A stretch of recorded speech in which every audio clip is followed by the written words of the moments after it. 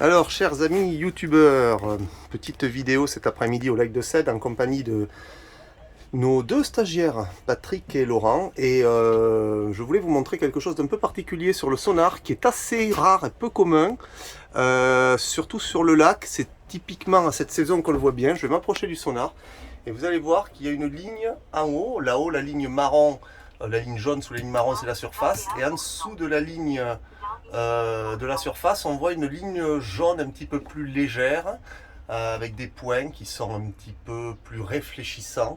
Ça, c'est le sonar altimétrique. Il vise vers le bas. Il me montre le fond, qui est la deuxième ligne marron en bas. Et cette ligne jaune qui est là-haut, qui est sous une certaine épaisseur d'eau, qui est d'à peu près 1 mètre, ben c'est la thermocline. Voilà, c'est pas très courant de le voir. C'est une couche d'eau en surface qui est très chaude. Là, si on regarde, là actuellement, Patrick, tu as la limite de la thermocline et en bas, j'ai une température d'eau qui est à un peu plus de 20 degrés. Alors qu'en réalité, sous cette thermocline, l'eau est environ à 16 degrés. C'est une couche qui sépare l'eau chaude de surface de l'eau froide de fond.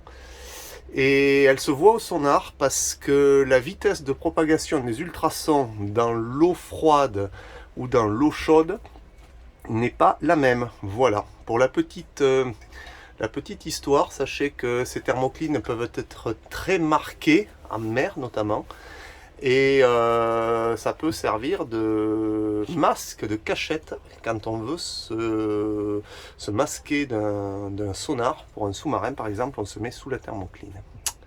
Voilà.